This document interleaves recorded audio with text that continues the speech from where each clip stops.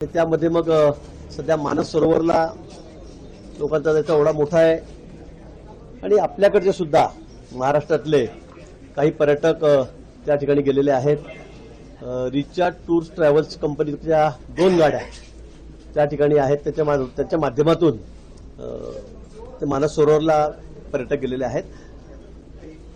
ती माहिती आमच्यापर्यंत आलेली आहे. 4 जणांशी संपर्क झालेला आहे. अजून या ठिकाणी मी माझे शेजारी राहणारे कुटुंब परवा 4 दिवसापूर्वीच मला भेटून आम्ही मानस सरोवरला चाललोय म्हणून त्या ठिकाणी गेलेले 4-5-6 दिवसापूर्वी. मला लगेच ही बातमी बघितल्यावर मी त्यांच्याशी कॉन्टॅक्ट केला. पण एक दिवस माझा काही कॉन्टॅक्ट त्यांच्याशी झाला नाही. पण काल रात्री संध्याकाळी माझा त्यांचा कॉन्टॅक्ट झालेला आहे. ते मानस सरोवरला त्या ठिकाणी आहेत. त्यांच्या गाडीमध्ये सुद्धा जवळपास 37 जण त्यांच्या सोबत आहेत. आता ते कुठले आहेत याची मला कल्पना नाही, कारण मुंबईचे सगळे एकत्र मिळून टूर कंपनी सगळी त्यांना आयोजन करून, मग त्यात काही आंध्रचे पण आहेत, साऊथचे आहेत, इकडचे. आता मुंबईमधून किती जण गेलेले आहेत याची मला कल्पना नाही. आता मी सकाळपासून त्यांना कॉन्टॅक्ट करतोय पण त्यांचा कॉन्टॅक्ट होतोय, पण ते सुखरूप आहे. त्यामुळे आता आम्ही प्रदक्षिणा घालतोय, आम्ही चाललेले आहेत. पण या ठिकाणी सगळ्यांशी संपर्क करण्याचा प्रयत्न मी करतो. पण लँडस्लाईड झाल्यामुळे सगळं तिकडचे सिस्टीम सगळ्या कोलॅप्स झालेल्या आहेत. त्यामुळे फोनवर कोणाशी संपर्क होऊ शकत नाहीये. मला वाटतं 4 जणांचा आमचा संपर्क झालेला आहे. ते सुखरूप आहेत. पुढचं सगळा शोध घेण्याचं काम आम्ही त्या ठिकाणी करतो आणि आम्ही सर्व जिल्हाधिकाऱ्यांना कळवलेलं आहे की आपल्याकडे सगळी माहिती संकलित करा. कोण कोण कुठे कुठे गेलेलं आहे, त्या भागात फिरायला कोण गेलेलं आहे, पर्यटन करायला कोण गेलेलं आहे, त्यांची सगळी माहिती जमा करण्याचा प्रयत्न करतो. यासाठी आमची वेबसाईट पण आहे, 24 तास ती त्या ठिकाणी खुली आहे. अजूनही कोणाकडे काही माहिती असेल तर त्यांनी आम्हाला त्या कळवावं. दिल्लीशी आमचा संपर्क सतत सुरू आहे. 24 तास आम्ही अलर्ट मोडवर आहोत. मला वाटतं अजून कोणाकडे काही अतिरिक्त माहिती असेल तर ती निश्चित आम्हाला द्यावी. आपल्याकडनं एक माहिती गोळा करण्याचं काम चालू आहे, त्याबाबत काही अर्ज भरून मिळत आहेत का? नाही, अजून कोणी तसं आम्हाला त्या ठिकाणी सांगितलेलं नाही. पण आम्हाला 25-25च्या 2 बस आपल्या महाराष्ट्रातल्या टुरिस्ट जे आहेत, पर्यटक आहेत, त्यांच्या त्या ठिकाणी गेल्यात अशी माहिती आमच्याकडे आलेली आहे. 80 लोक जवळपास आहेत त्यात आपल्या अशी माहिती आहे. आम्ही त्यांचा शोध घेतोय, त्यांच्याशी संपर्क करण्याचा सतत आम्ही प्रयत्न करतो. तिकडच्या सरकारशी सुद्धा आमचा, केंद्र सरकारचा संपर्क सुरू आहे. माननीय मुख्यमंत्री महोदय स्वतः त्यात लक्ष घालतायत. मला वाटतं जशी आम्हाला माहिती मिळेल ती आम्ही लगेच तशी त्या ठिकाणी सर्वांसाठी प्रसिद्ध करू. पण अजूनही कुणाकडे काही माहिती असेल तर ती आम्हाला आपण निश्चित सांगावी, म्हणजे मग आम्हाला त्यांचा शोध घेण्यासाठी. आपण जे 80 म्हणतायत, 80 पैकी 4 जणांशी तुमचा संपर्क झालेला आहे, ते किती लोकांच्या सोबत, म्हणजे आता 80 पैकी किती लोक सुरक्षित आहेत, किती तुमच्या संपर्कात आहेत? 4 लोकांशी आमच्या डिपार्टमेंटशी मी आत्ताच बोललो, तर त्यामुळे 4 लोकांचा आमचा संपर्क झालेला आहे. मी सांगितलं की आमचे 37 लोक जे गेलेले गुजराती परिवार आहे ते आहेत. एक मुलगा, एक मुलगी आणि त्यांची आई, 3 जण आहेत. तर ते मला भेटूनच गेले होते जायचे 1 दिवस आधी. त्यामुळे ते सुद्धा सुरक्षित आहे. त्यांच्या बसमध्ये सुरक्षित जण. काल रात्रीमध्ये सविस्तर बोलणं झालं. त्यांनी मला व्हिडिओ पण लावला संध्याकाळी की इथे किती छान वातावरण आहे, इथला निसर्ग बघा म्हणून त्यांनी मला व्हिडिओवरच लावला, त्यांनी मला फोन. ते सुद्धा सुरक्षित आहेत. तिथे मुलगा मुलगी तिकडे अमेरिकन आहेत. तिकडे सुट्टीमध्ये इथे आलेले होते 4-8 दिवसात, 15 दिवसासाठी, फक्त फिरायसाठीच पण. आणि म्हणून मला असं वाटतं की ती बस पूर्ण सुरक्षित आहे. पण त्याच्यामध्ये वेगवेगळ्या ठिकाणचे लोक आहेत, कारण ते इथून दिल्लीला गेले, दिल्लीहून मग नेपाळला गेले, मग सगळे लोक कलेक्ट करत ही टीम घेऊन जाते टूर्स कंपनी. ते सुरक्षित आहेत. पण अजूनपर्यंत आमच्याकडे संपर्क काही फारसा झालेला नाहीये. ही वस्तुस्थिती आहे. आम्ही प्रयत्न करतो आहोत. तिथल्या सरकारशी, तिथल्या सगळी यंत्रणा आहे, आपत्ती व्यवस्थापन, त्यांच्याशी आम्ही बोलतो आहोत. आपली सेना आहे ती सुद्धा तिथे दाखल झालेली आहे. मला वाटतं केंद्र सरकार आणि राज्य सरकार हे दोन्ही अतिशय अलर्ट मोडवर आहेत. जसंही तपास लागेल, कळेल त्या पद्धतीने आम्ही सर्वांना कळू. पण सर्वांना मदत करण्यासाठी शासकीय पातळीवर आमचे प्रयत्न सुरू आहेत. नाशिक आणि नॉर्थ महाराष्ट्रामधले काही लोक गेलेले आहेत का, किंवा त्यांच्याशी काही संपर्क? अजून अशी माहिती नाही. आम्ही लोकांना विचारतो, सगळ्यांना आम्ही प्रसिद्धी दिलेलं आहे त्या ठिकाणी. आम्हाला कळवा, जिल्हाधिकाऱ्यांना कळवा. आम्ही आमचा नंबर दिला, 24 तास आहे त्या ठिकाणी टोल फ्री आहे. त्याच्यावर आम्ही सांगितलं की आम्हाला कळवा. कोणी आपल्या आजूबाजूला गेलं असेल, कोणी आपल्या नातेवाईक गेले असतील, आपल्या ओळखीचे कोणी गेलं असेल, तसं मला माहित होतं आणि म्हणून मी लगेच त्यांचा शोध घेतला. पण ते सुखरूप आहेत. तसं कोणी गेलेलं असेल त्यांनी आम्हाला तात्काळ या ठिकाणी कळवा.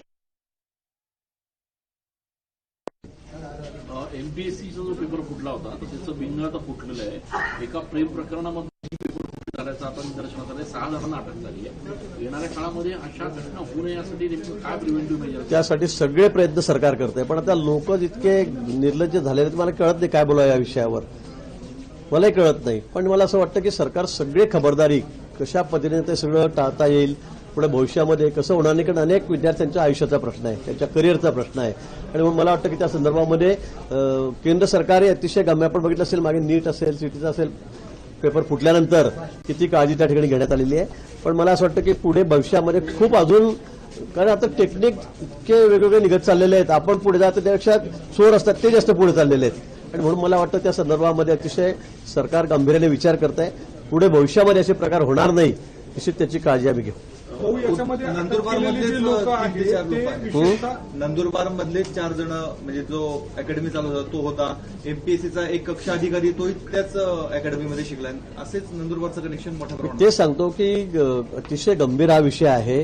म्हणजे इतकी काळजी घेऊन सुद्धा पेपर फुटतात कसे काय, हा मोठा संशोधनाचा विषय आहे.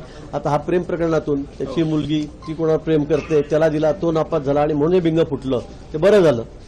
अन्यथा हे कळालं नसतं काय झालं काय नाही. पण अशा लोकांसाठी आता कडक शासन केलं पाहिजे. कडक शासन म्हणजे कोणाची हिंमतच होता कामा नये असं करण्याची, असे प्रावधान निश्चित त्या ठिकाणी करावं लागेल.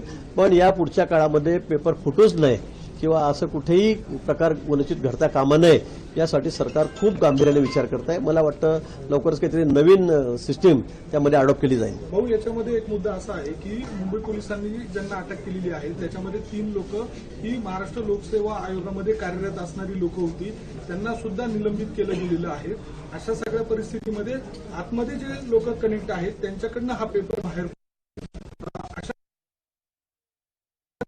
मला वाटतं चौकशी अंती लोक अटक झालेली की 6, मला वाटतं 6 जणांना त्या ठिकाणी 6 जण अटक झालेली आहे.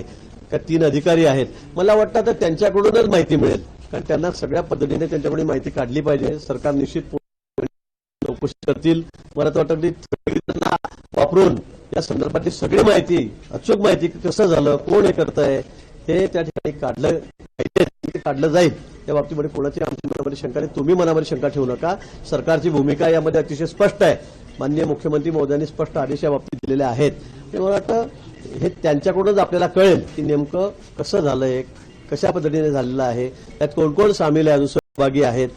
त्यामुळे मला वाटतं लवकरच हे सगळं प्रकरण बाहेर येईल. लक्ष्मण हाकेंनी असं म्हटलंय की विखेंनी ओबीसी आरक्षणाचा लाभ घेतलाय, त्यासोबतच प्रसाद लाड जे आहेत त्यांनी सरकारी नोकऱ्या पळवल्या आहेत, अशा पद्धतीचा आरोप लक्ष्मण हाके करत आहेत. मला वाटतं आता जे ओबीसी आहेत, ज्यांचे सर्टिफिकेट आहेत, त्यांना व्हॅलिडिटी आहे, ते लाभ घेणारच आहेत.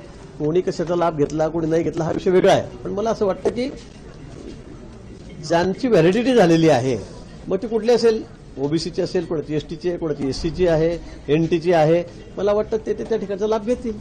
पण त्याच्यामध्ये चुकीच्या पद्धतीने घेतलाय का, हा विषय महत्वाचा आहे. लक्ष्मण हाकेच नाही तर वडेट्टीवार देखील असंच म्हटले. विखे पाटलांपासून सर्वांनी घेतले. सुप्रिया सुळे यांनी पण ओबीसीचं प्रमाणपत्र घेतलं, त्यांनी पण लाभ घेतलेला आहे. त्याच्यावरून दोघांमध्ये चांगली जुबली. ते म्हणतात की आम्ही काँग्रेससोबत इतक्या वर्षापासून असूनही काँग्रेस मलाच का टार्गेट करत आहे, असं दोघांमध्ये. नाही, जर लाभ घेतला असेल, त्यांनी म्हटलं असेल, तर त्यात वावगं काही नाहीये. सुप्रिया त्यांनी ओबीसीचा लाभ घेतला, त्यांनी व्हॅलिडिटी केली, ते जर खरं असेल तर मग त्याच्यामध्ये काय घाबरायचं आहे. आणि त्यांचं खरं असेल त्यांनी घेतलं असेल. त्याच्यामध्ये सोबत आहे म्हणून आमचं काढू नका, किंवा मग आमचं सर्टिफिकेट दाखवू नका, कुणाला शोधू नका, असं म्हणणं गैर आहे. मला असं वाटतं घेतलं असेल तर घेतलं हो सांगायचं. त्यांच्या कुटुंबात जर कोणी घेतलं असेल ओबीसीचं सर्टिफिकेट तर ते स्पष्ट होईल ना. त्यांचं म्हणणं मी घेतलेलं नाही पण मलाच टार्गेट करतात. नाही, घेतलं नसेल तर मग काय प्रश्न आहे. मग त्यांनी पुरावा दाखवावा, त्यांनी पुरावा मागावा. वडेट्टीवार साहेबांना त्यांनी पुरावा मागावा ना, तुम्ही मला पुरावा द्या, बरोबर आहे की नाही. आणि त्यांनी पुरावा दिला पाहिजे, अन्यथा असे खोटे आरोप करू नये. नाशिकमध्ये 2 दिवसाआधी कुंभमेळ्याची एक बैठक आयोजित करण्यात आलेली होती नगरसेवकांना प्रेझेंटेशन देण्यासाठी. तिथं नगरसेवकांनी जी व्यक्त केलेली आहे, इतक्या 120 नगरसेवकांना तिथे प्रेझेंटेशनसाठी जे आमंत्रित करण्यात आलं आणि तिथे आयुक्तच गेले नाही, 1.5-2 तास उशिरा गेले. म्हणून नगरसेवकांचा एक संताप आणि एकूणच राग दिसतोय. हे साहजिक आहे. त्या दिवशी थोडं प्रेझेंटेशन द्यायचं होतं म्हणून कुंभमेळा आयुक्तांनी ती बैठक बोलवली होती. महापालिकेचे महापौर आहेत, त्यांनी सूचना दिलेल्या होत्या, निमंत्रण दिलं होतं सगळ्या नगरसेवकांना. पण दुसऱ्या 1-2 बैठक ते खूप महत्वाच्या कुंभमेळ्याच्या दृष्टीने त्या लांबल्यामुळे शेखर सिंग आमचे जे आयुक्त आहेत ते त्या ठिकाणी जाऊ शकले नाही. आणि तशी त्यांनी दिलगिरी व्यक्त केलेली आहे. 1 तास ते उशिरा गेले. काहीच लोक त्यांना भेटले, काही लोक निघून गेलेले होते. पण मला वाटतं आता कुंभमेळा आहे, खूप धावपळीचा वेळ आपल्या या ठिकाणी आहे आणि या संदर्भात त्यांनी दिलगिरी व्यक्त केलेली आहे. त्यामुळे आता लवकर 2-4-5 दिवसात मी स्वतः राहील त्या प्रेझेंटेशनला. आम्ही बसून त्या ठिकाणी ते प्रेझेंटेशन कुंभमेळ्याचं सगळ्यांमध्ये राग संताप मला वाटतं असता कामा नये. झाली ती चूकच झाली, त्याबद्दल काही दुमत नाहीये. मी लगेच त्या दिवशी तासाभरात आयुक्तांशी बोललो होतो, आयुक्त आहेत कुंभमेळ्याच्या त्यांच्याशी बोललो होतो, महापौरांशी बोललो होतो. पण मला वाटतं तो विषय आता निवडलेला आहे. लवकर 1-2-3 दिवसामध्ये आम्ही अतिशय सविस्तर अशी बैठक त्या संदर्भामध्ये एक तर प्रेझेंटेशन आम्ही घेऊ. भाऊ, गणेशोत्सवात जो काही प्रसाद दिला जातो त्याला सुद्धा एफडीएने आता निर्बंध आणलेले आहेत. तो प्रसाद देणाऱ्या कॉन्ट्रॅक्टरकडे पण सर्टिफिकेट असलं पाहिजे, परवाना असला पाहिजे एफडीएचा, असं केलेलं आहे. त्यामुळे आता गणेशोत्सवामध्ये जे छोटा मोठा महाप्रसाद वगैरे असेल तर ते सगळं अडचणीत येईल असं वाटत नाही. नाही, मला वाटतं की जाणीवपूर्वक असं कोणी करत नाही, पण लोकांच्या आयुष्यासाठी त्यांच्या तब्येतीसाठी ते सगळं चाललेलं आहे. आता आपण बघितलं कशा पद्धतीने लोक काय काय करतायत, मावा कसा बनवतात, खवा कसा बनवतात, पनीर कसं बनवतायत, किती अस्वच्छता आहे, उंदरं फिरतायत, झुरळं फिरतायत. मला वाटतं हे योग्य आहे का? मला वाटतं जे चाललेलं आहे ते योग्य आहे, पण फारही असं गणपतीचा प्रसारच होणार नाही किंवा असं नाही असंही आपलं समजण्याचं कारण नाहीये. पण ज्या ज्या ठिकाणी मोठमोठे हॉटेल सुद्धा आहेत त्यांच्यामध्ये आपण बघितलं किती त्या ठिकाणी घाणीचं साम्राज्य आहे. आणि म्हणून मला वाटतं हे लोकांच्या आरोग्यासाठीच आहे आणि सर्वसामान्य जनता मात्र खुश आहे. लोकांनाही ते पटतंय की खरं आहे. दूधच आपण बघा, दूधमध्ये गटरच्या पाण्याने दूध बनवलं जात होतं, युरिया टाकून दूध बनवलं जात होतं, ऑइलपासून दूध बनवलं जात होतं आणि तेच आपण आपल्या लहान मुलांना देत होतो. आपण घरामध्ये मुंबईसारख्या लोकशाही मराठी ऐका, पहा, जागरूक रहा.